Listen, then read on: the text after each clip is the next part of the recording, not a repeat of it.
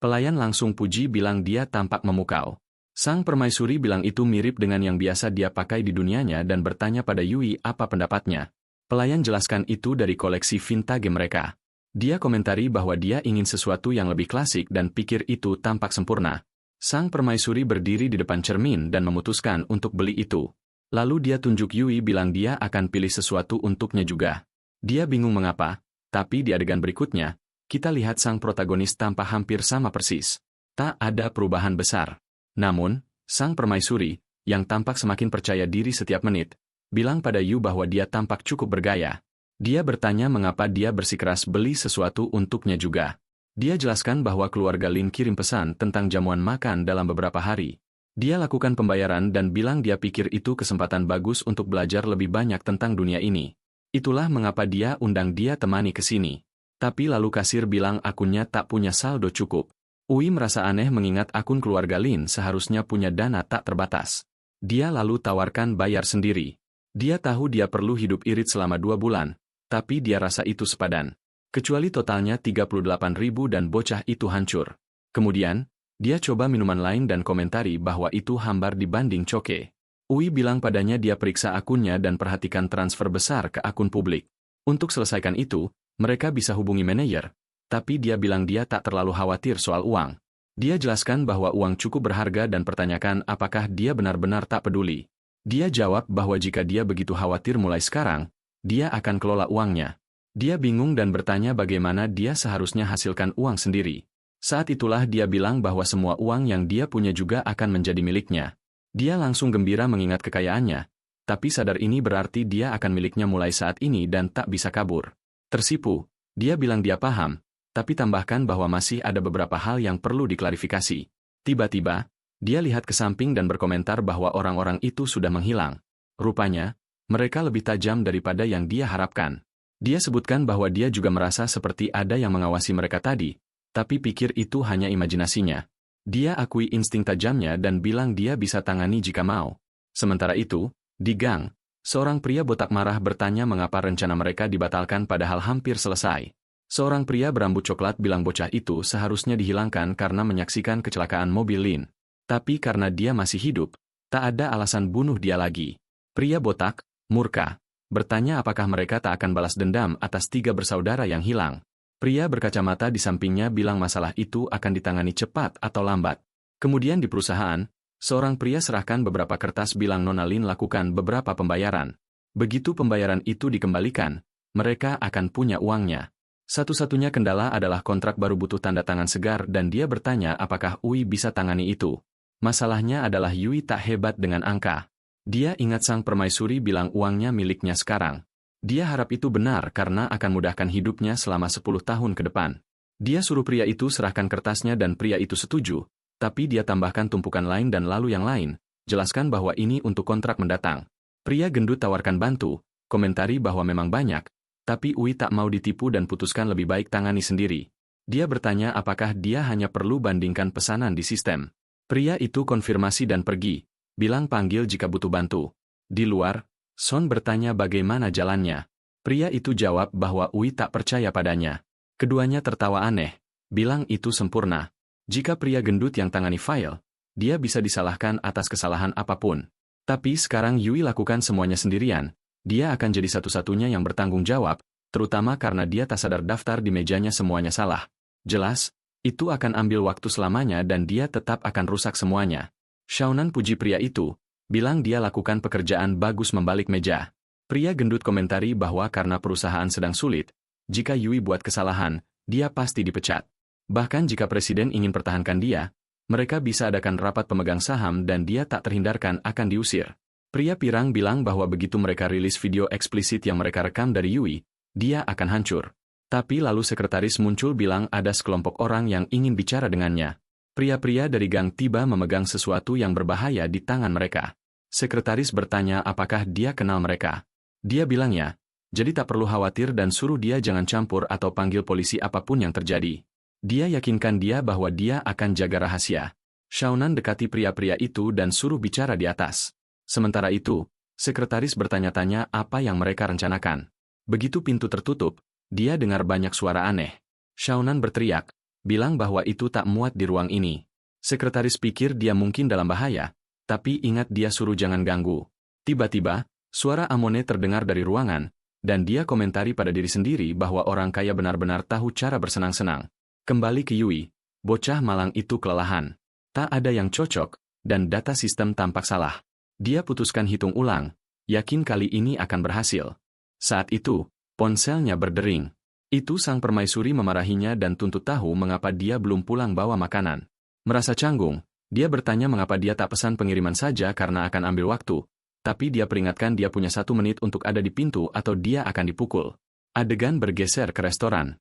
Sang permaisuri komentari bahwa makanan di dunia ini tak buruk sama sekali. Yui bertanya apakah dia ingin coba mie usus babi. Dia langsung tolak, jadi dia pertanyakan mengapa dia belum kuasai aplikasi pengiriman. Atau mungkin dia sudah dan hanya ingin makan dengannya. Tiba-tiba, dia tersedak, tapi cepat ubah ekspresi, klaim ada terlalu banyak pilihan di aplikasi, jadi dia tak bisa putuskan. Dia bilang dia paham dan dia duduk bertanya bagaimana kerja hari ini. Dia jelaskan bahwa dia sedang tinjau kertas keuangan tapi tak ada yang cocok. Dia sarankan mungkin kurang fokus, tapi dia bersikeras manajer Zhang pasti rusak sesuatu. Dia tersenyum dan bilang mereka harus makan dulu karena makanan itu lezat. Tiba-tiba, seorang pria botak di meja dekat berteriak bahwa dia yakin ini bukan usus babi. Yui terkejut, bertanya-tanya mengapa pria itu tak sebutkan ini lebih awal. Sang permaisuri tampak bingung. Yui saksikan saat manajer restoran dekati dan tanya pria botak mengapa dia berteriak. Pria itu bersikeras bahwa ini jelas bukan usus. Manajer suruh dia berhenti fitnah restoran tanpa bukti. Sang permaisuri bertanya pada Ui kemana dia pergi saat pria botak ancam tutup tempat itu. Saat itulah Ui maju, letakkan tangan di bahu pria itu, dan tanya manajer apakah klaim pria botak itu benar. Dia angkat pembuat onar itu, dan peringatkan bahwa dia butuh kompensasi untuk habiskan uang di sana. Manajer tolak salah apapun, tapi Yui, coba dapat pengakuan, bilang makanan itu rasa aneh dan ancam pukul pria itu jika tak jujur. Akhirnya, Koki akui bahwa usus itu dibuat dari kacang fermentasi. Wajar saja, semua orang tuntut uang kembali. Saat Ui kembali, sang permaisuri berkomentar bahwa di kerajaannya, manajer akan hadapi hukuman ilahi. Tapi dia selesaikan makanannya dan bilang setidaknya pesanannya rasa enak, jadi mereka biarkan lewat.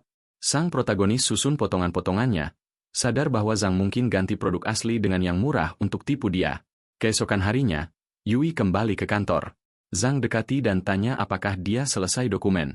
Ui jawab bahwa dia belum sudah kirim ke investor. Tiba-tiba, Zhang seru bahwa ini berita buruk. Dia minta maaf, klaim dia buat kesalahan. Dia lupa update daftar pemasok dan pakai harga lama. Dia teriak agar semua dengar bahwa jika Yui tanda tangan dan kirim dokumen itu, perusahaan akan rugi jutaan. Beberapa karyawan lain ikut bilang ini akan dampak seluruh perusahaan. Shannon muncul bertanya kesalahan apa yang dibuat Ui kali ini. Namun, tampaknya Shaman punya malam kasar. Dia tampak kesakitan memegang punggung bawahnya. Zhang tanya apakah dia baik-baik saja. Bocah kita hanya tersenyum, bilang dia penasaran dengan keributan ini. Son lalu bilang bahwa karena kesalahan Ui, tak ada yang di perusahaan dapat bonus bulan ini. Sisa karyawan marah, bilang mereka sudah hitung bonus itu. Pria pirang bilang bahwa karena Yui sekarang perwakilan presiden, dia harus jelaskan ini ke semua orang. Ui lalu ungkap bahwa semua kontrak sudah dikirim dengan harga benar, jadi tak ada yang dikhawatirkan. Xiaonan tampak bingung dengan klaim tak masalah ini. Ui bagikan angka-angkanya, suruh mereka lihat. Saat Zhang periksa, dia konfirmasi bahwa angka itu memang benar. Yui bahkan tunjukkan bahwa kesalahan Zhang hampir biayai semua orang bonus mereka, jadi adil saja jika dia beri penjelasan. Malu, Zhang akui dia buat kesalahan besar. Tapi berkat saudara Lou, perusahaan hindari kerugian besar. Shaman Selami bilang bahwa meskipun Zhang buat kesalahan, tak ada kerugian nyata. Saat itulah Yui berdiri dan bilang, Tuan Xiaonan tampaknya tak terlalu sehat. Dia letakkan tangan di bahu Xiaonan, dorong dia ke kursi, dan suruh duduk sebentar. Ui tambahkan bahwa dia lebih penasaran mengapa semua uang perusahaan ada di akun Xiaonan. Karyawan berteriak, bilang sekarang masuk akal mengapa bonus mereka hilang. Xiaonan coba bohong, klaim dia tak tahu kemana uangnya pergi dan bahwa dia bahkan tak akan investasi di perusahaan ini jika bukan karena Presiden Lin. Tapi Yui hanya suruh dia berhenti bohong. Terpojok, Xiaonan akui dia ingat sekarang itu Zhang yang transfer uang dari akunnya karena dia butuh. Dia bersikeras bahwa mereka hanya perlu bicara dengan Zhang untuk dapatkan uangnya kembali. Yui berkomentar bahwa sungguh bagus melihat temannya Xiaonan bertobat atas kesalahannya dan mengungkap para pengecut. Tapi Xiaonan, mendidih karena marah, bergumam bahwa dia ingin membunuh bajingan ini. Sementara itu, para karyawan ambil keyboard mereka. Ui bilang pada mereka bahwa mereka tahu apa yang harus dilakukan. Wajar saja, manajer itu dipukuli dengan semua orang berteriak bahwa inilah mengapa mereka selalu harus lembur. Bocah kita kemudian dapat pesan dari sang permaisuri, yang seperti biasa sedang kelaparan. Saat itulah dia ingat bahwa hari ini adalah jamuan keluarga Lin. Adegan bergeser ke menshan keluarga Lin di mana seorang pria bernama Lin Wei sedang bersiap. Dia saudara yang sebelumnya mencoba membunuh sang permaisuri. Seorang pelayan mendekatinya, memberitahunya bahwa tamu-tamu sudah tiba. Lalu sang protagonis dan sang permaisuri muncul. Yui berkomentar bahwa tempat itu benar-benar tontonan yang luar biasa. Namun, dia tampak tak terkesan dan bertanya apakah keluarga Lin seharusnya tak lebih menonjol. Ui bilang itu padanya. Pesta itu tampak sangat mewah, tapi dia membalas bahwa dia tak lihat satu kaleng coke pun di sekitar. Saat itu, Wei mendekati sang permaisuri dan bilang nenek mereka khawatir dia tak akan hadir. Dia sepenuhnya abaikan dia. Bingung. Kita tanya mengapa dia tak bicara dan mengapa dia bertingkah begitu jauh terhadap saudaranya. Yui maju dan jelaskan bahwa dia tak enak badan sejak kecelakaan mobil. Wei tanya siapa Wei itu. Sang protagonis perkenalkan diri sebagai asisten presiden. Tiba-tiba, Wei tawarkan dia segelas anggur dan tunjukkan bahwa kepala Pan Industries dan Fishu Industries ada di dekat. Dia sarankan dia pergi hibur mereka. Dengan itu, dia pergi. Sang permaisuri tanya Yui siapa pria itu. Dia jelaskan bahwa secara teori, dia seharusnya saudaranya, tapi dia tak sepenuhnya yakin. Yang dia tahu adalah pria ini di bawah 30 dan sudah kepala keluarga Lin. Perusahaan yang dia miliki hanyalah salah satu cabang dari kepemilikan keluarga. Sang permaisuri bilang tempat itu membosankan dan punya suasana yang dia tak suka. Dia lalu lihat ke gelas anggur dan komentari bahwa setidaknya tampak enak. Sebelum Yui bisa hentikan dia minum semuanya. Segera, dia tanya apakah itu alkohol dan mengapa begitu kuat. Yui jelaskan bahwa teknik distilasi modern telah berkembang pesat, jadi alkoholnya jauh lebih kuat. Dia tampak agak murung, berharap ada coke. Yui perhatikan seorang pirang lewat dengan nampan dan tanya apakah ada coke di sekitar. Dia bilang tidak karena VIP kelas atas hanya minum koktail semacam ini. Keduanya tertawa, bertanya-tanya jenis bumkin macam apa yang ingin coke di acara seperti ini. Salah satunya bilang jangan bilang begitu. Dia mungkin orang penting jika hadir di acara ini. Tapi yang lain balas bahwa itu mustahil dan dia mungkin hanya anak yang dibawa Nona Lin. Lagi pula, dia sudah dengar rumor bahwa Lin Mei diharapkan menikah dengan seseorang dari keluarga Pan di jamuan ini. Sekarang Ui paham mengapa sang permaisuri diundang ke ini. Dia perhatikan bahwa sementara itu, dia dipanggil ke meja. Seorang pria berambut ungu bilang bahwa semakin tinggi wanita naik, semakin rendah nilainya. Pria lain yang duduk di depannya bilang itu kata-kata kasar dan sarankan dia minum saja. Tapi pria berambut ungu tanya apakah dia salah. Bilang wanita seharusnya fokus tetap cantik dan cari suami baik. Pria lain tanya apakah dia punya seseorang dalam pikiran. Dia balas bahwa dia tak terlalu tertarik setelah lihat istri ke-12 ayahnya kabur bawa uangnya. Namun, dia sebutkan bahwa ayahnya masih kuat, baru 60 tahun, dan siap punya anak lagi. Dia bilang pada sang permaisuri bahwa dia selalu sarankan ayahnya bahwa wanita kelas rendah tak pantas. Tapi seseorang seperti dia dari keluarga Lin pasti punya darah yang berguna untuk sesuatu. Dia letakkan tangan di bahunya dan tanya apa pendapatnya tentang tawaran itu. Sementara itu, Yu khawatir karena dia tahu semua orang di acara ini berpengaruh di kota. Tapi melihat Lin marah, dia putuskan dia tak peduli soal itu. Dia pegang lengan idiot itu dan putar.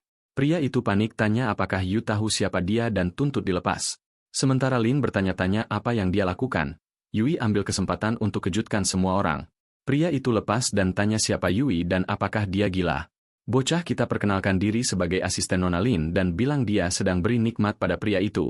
Tapi pria itu tunjuk Ui dan bilang jika dia tak jelaskan diri dengan benar, dia akan punya masalah serius. Ui buat cerita bahwa dia dokter dan klaim saraf pergelangan pria itu rusak.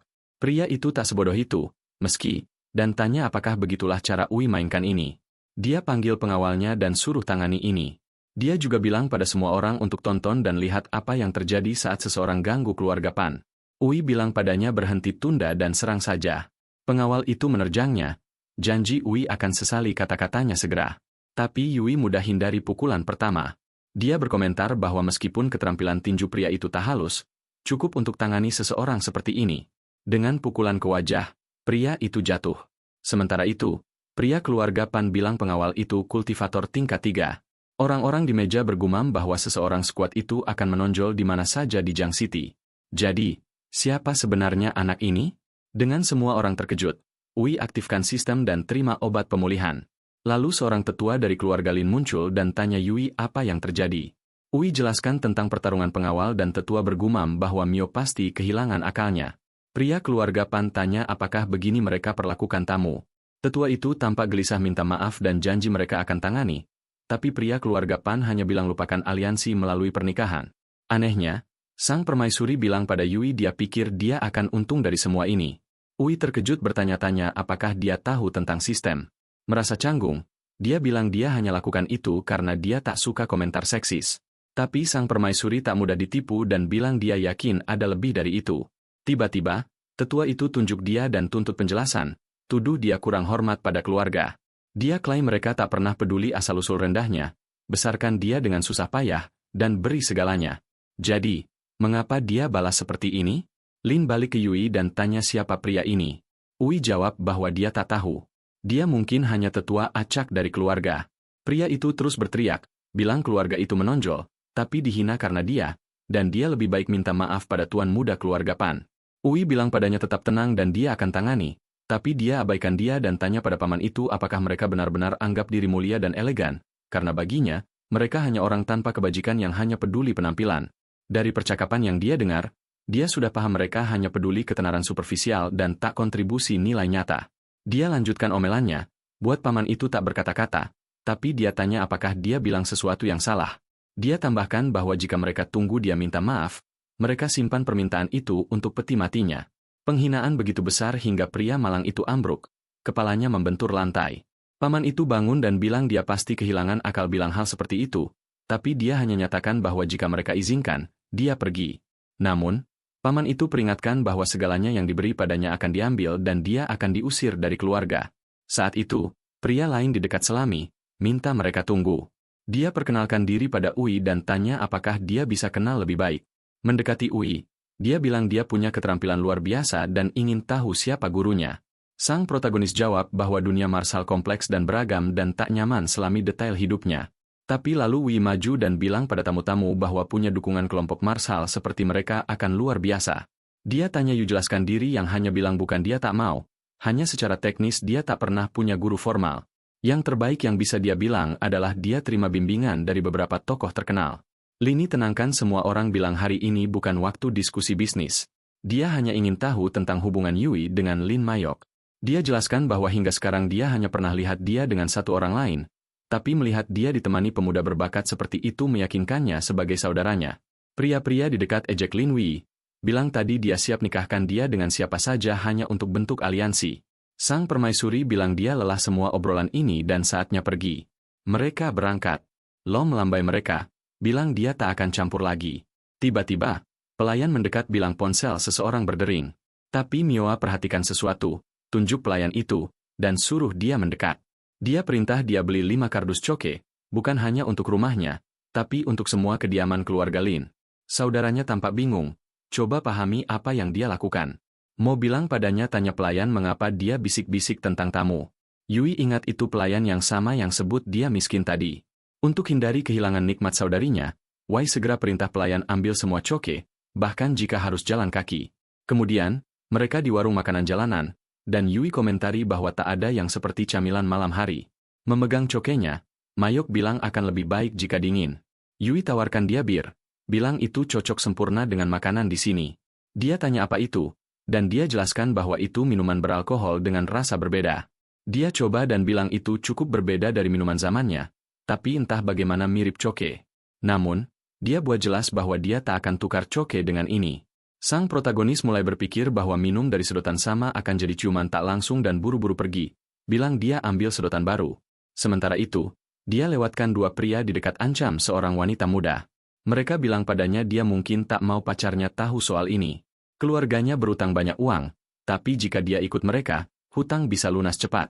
Sang permaisuri diam-diam amati. Wanita itu protes, bilang dia tak mau, tapi salah satu pria peringatkan dia tak punya pilihan sekarang. Pria lain mulai dorong dia, bilang dia akan cepat hingga dia dapat botol dihantam ke mulutnya. Dia jatuh ke tanah dan tanya siapa itu. Itu sang permaisuri, yang tanya apakah dia tak mood minum. Para pria dekati, bilang bahwa si miskin itu cukup berani, tapi lihat dia makan. Salah satunya komentari bahwa minum dengannya akan jadi waktu bagus. 10 detik kemudian, dia lari putus asa, panggil bantuan. Semua orang dipukuli dan bocah malang itu menangis bahwa wanita itu monster, tapi dia injak dia dan tanya mengapa dia pergi begitu cepat. Dia bilang dia hanya akan tekan semua meridiannya dan kuras energinya atau mungkin paksa tubuhnya akumulasi energi internal hingga meledak. Pria malang itu terseduh, bilang dia hanya ingin kabur darinya. Yui dekati dan tanya apa yang mereka lakukan untuk provokasi dia. Dia jawab bahwa itu bukan hal serius. Dia hanya ingin ajari pelajaran. Sementara itu, gadis sekolah itu terima kasih pada mereka karena selamatkan dia dari lintah darat. Dia jelaskan pada Ui bahwa dia sedang diancam saat temannya maju. Pemilik toko selami ingin tahu siapa yang bayar kerusakan. Tiba-tiba, polisi tiba. Saat mereka mulai tangkap para pria, mereka tuduh wanita itu patahkan tulang semua orang. Ui tahu ini bisa sebabkan masalah dan tanya gadis itu apakah dia bisa bersaksi apa yang baru dia ceritakan, tapi dia lari bilang bahwa jika dia lakukan, keluarganya akan bermasalah. Sang permaisuri bilang tak masalah. Ui balas bahwa mudah baginya bilang, tapi semua orang di sini akan klaim dia bersalah. Saat polisi dekati, dia jelaskan bahwa dalam situasi seperti ini, yang mereka butuh hanyalah bilang yang sebenar. Tapi Ui pegang lengannya, bilang itu tak akan berhasil kali ini, dan lari, teriak bahwa jika mereka tinggal, mereka akan bermasalah besar. Sementara itu, pemilik toko malang ditinggal tunggu seseorang bayar dia. Kemudian, saat istirahat di jembatan, Ui berkomentar bahwa untungnya dia latihan teknik-teknik itu, kalau tidak dia tak akan bisa lari sejauh itu. Dia yakin dia bukan penjahat dalam cerita ini, tapi pikir dia perlu lebih hati-hati. Kita lalu lihat sekilas masa lalu sang permaisuri. Yuve jelaskan bahwa di dunianya, tuduhan palsu sering digunakan untuk hancurkan orang. Rumor selalu campur kebenaran dan kebohongan. Karena dia tak suka jelaskan diri dan punya ketidaktahuan tentang dunia, dia akan selalu berakhir bermasalah. Dengan laju seperti ini, dan masalah yang dia sebabkan, dia akan jadi penjahat dunia ini. Dia hanya jawab bahwa dia tak peduli dan tak terlalu tertarik. Yui nyatakan bahwa mulai sekarang, dia akan awasi setiap kata dan tindakan yang dia ambil. Jika perlu, dia akan pastikan dia tak temui masalah apapun. Tiba-tiba, sang permaisuri lempar diri ke Yui, dan tanya apakah dia mau ikut dengannya ke dunia asalnya. Tersipu, Yui tanya apa yang dia bicarakan. Dia dekatkan, pegang wajahnya, dan ungkap bahwa nama permaisuri sejati adalah Qing. Di adegan berikutnya, mereka masuk rumah Ui.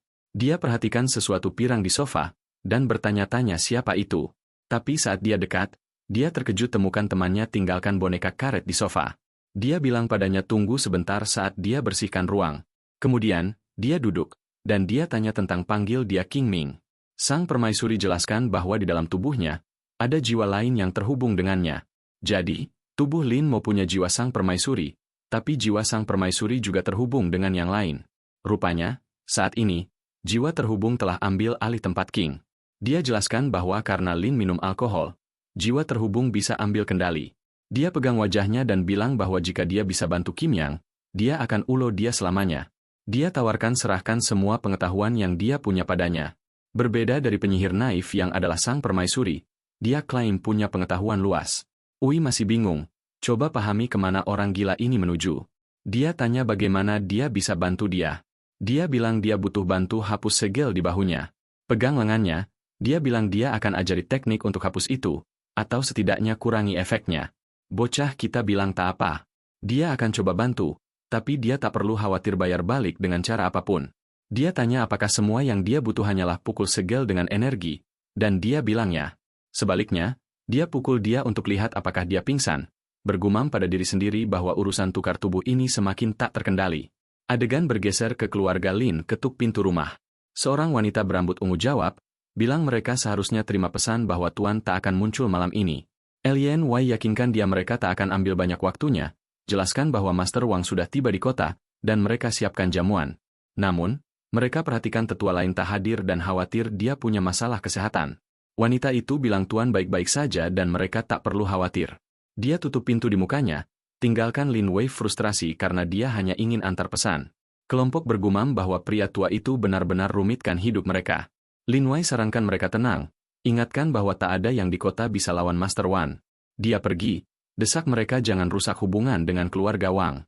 Wanita itu masuk lagi ke rumah dan bilang pada tuan dia usir pengunjung. Dia terima kasih, bilang dia bisa temui mereka, tapi lebih suka habiskan waktu dengan cucunya.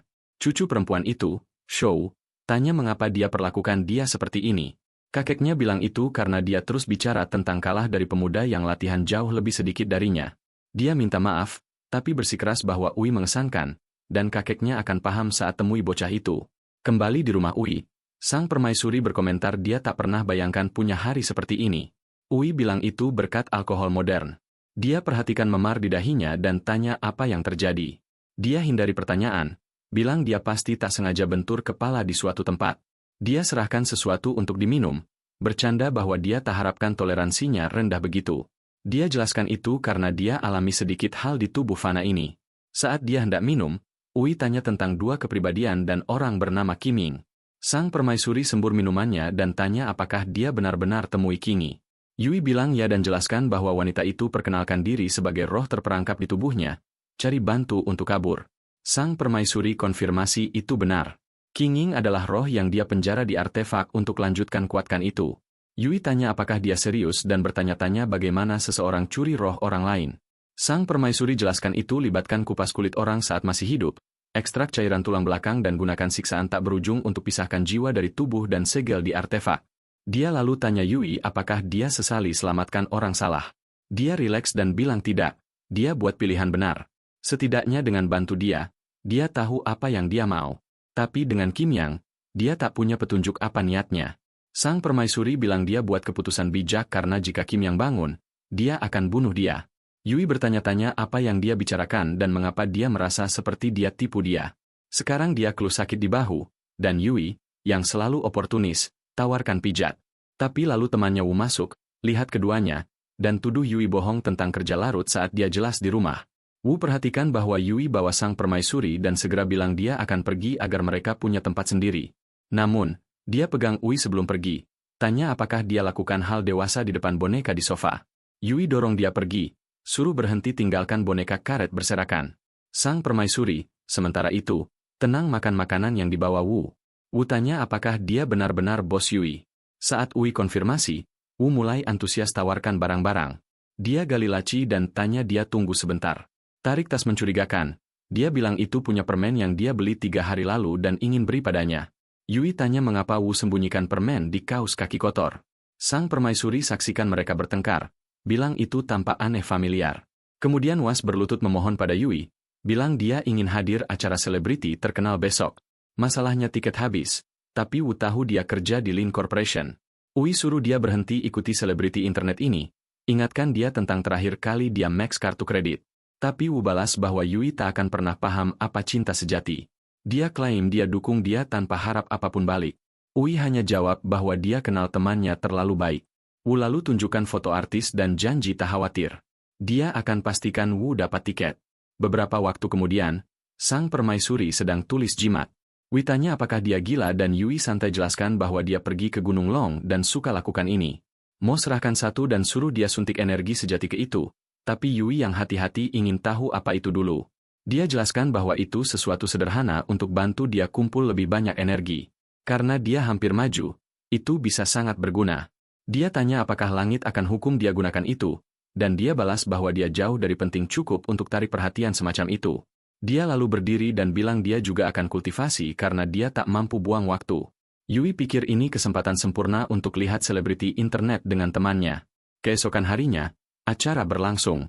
Dong dari kerja, kambing hitam yang jelas, adalah yang dapatkan tiket untuk Yui. Dia serahkan dan pergi, bilang Ui nikmati. Wu terima kasih padanya, panggil dia saudara sejati. Di tempat acara, Yui tanya apa acara ini tentang. Wu jelaskan bahwa itu untuk promosi Urban Harming sehari, tapi dia cepat tambahkan bahwa acara sebenarnya tak penting. Yang penting adalah apa di panggung. Selebriti itu terima kasih semua orang karena dukung dia begitu banyak. Wu tanya Yui apakah dia bukan yang tercantik yang pernah dia lihat. Yui setuju, tapi tambahkan bahwa wanita tak seharusnya bergantung hanya pada penampilan. Gadis itu dengar ini dan tampak tak senang. Lalu pria lain naik panggung dan dia bilang mereka harus dukung semua vendor dan bangun kota lebih baik bersama. Dia lepas sandal dan jalan ke pria itu seolah rencanakan sesuatu jahat, bilang bahwa yang tak dengar nasihat pantas hukuman. Wajar saja, mulai teriak bahwa dia juga ingin dihukum. Pria di tanah tampak nikmati diri, dan Yui berkomentar bahwa ada yang salah dengan ini. Tiba-tiba, pria itu gigit kakinya, dan gadis itu tanya apakah dia bukan aktor. Yui lempar Wu maju, bilang dia akan bantu dia. Pria itu lanjutkan lahap kakinya hingga Wu tabrak dia, suruh mundur. Keduanya tukar tatapan sebentar sebelum keduanya dipukul wajah. Kerumunan maju, teriak jangan sentuh Yan Yan.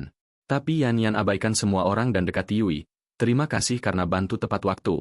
Emosional, dia bilang bahwa jika bukan karena dia tak tahu apa yang akan terjadi. Wu, sudah tergila-gila, gumam bahwa pesonanya sulit ditolak. Namun, orang-orang di dekat perhatikan seseorang lain pegang tangannya dan maju, suruh Yui lepas. Yui coba jelaskan bahwa ada yang salah, tapi dia juga tampak tak bisa lepas. Yamian bertanya apakah dia lebih kuat daripada yang dia harapkan, sementara Yui bertanya-tanya mengapa dia mengganggunya. Akhirnya, dia melepaskan tangannya dan bilang dia yakin dia bisa tangani itu, tapi Yui tak ingin terlibat dalam kegilaan ini dan lari. Kemudian, dia digang, kelelahan karena lari dari orang-orang gila ini. Saat itulah seorang pria berjas muncul, bilang dia akhirnya menemukannya. Yui minta pria itu masuk akal, jelaskan bahwa dia tak lakukan apa-apa yang salah. Itu Yamian yang gila. Tapi sebelum dia selesai, pria itu hanya tebas lehernya. Yui tanya siapa dia, tapi pria itu lebih tertarik bagaimana Yui hindari serangan itu. Sekarang dia yakin Yui terlibat dalam kematian putra pria tua itu. Yui sadar pria itu punya energi sama seperti yang serang dia sebelumnya. Dia menerjang pria itu menggunakan langkah instan untuk berada di belakangnya dan mendaratkan pukulan yang lempar dia ke dinding. Yui dekati, satu tangan disaku dan bilang dia tinggalkan dia dengan beberapa tulang rusuk utuh karena dia butuh informasi. Tiba-tiba, Yui hampir kena orb hitam dan terlempar mundur. Seorang pria botak muncul dan tanya mengapa Yui begitu cepat. Dua orang lain muncul di belakangnya, bilang lebih baik hilangkan mereka bersama dan bagi hadiah nanti. Yui tak yakin dia bisa tangani 3 lawan sekaligus. Saat itu, Wu muncul bilang dia akhirnya temukan dia dan terima kasih karena lempar dia ke Yan Yan. Tapi lalu, Wu perhatikan semua pria yang kelilingi mereka dan tanya apakah dia tiba di waktu yang salah.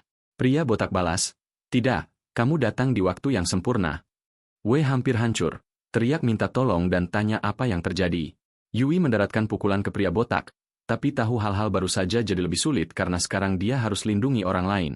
Dia suruh Wu lari ke arahnya, tapi 2 pria lagi muncul, nyatakan tak ada yang akan pergi hidup-hidup. Tiba-tiba, awan asap memenuhi udara. Dalam kebingungan, salah satu pria tak sengaja lutut sekutunya. Dia minta maaf dan yang lain suruh hati-hati. Melihat sekitar, mereka tak bisa temukan kemana Yui dan Wu pergi.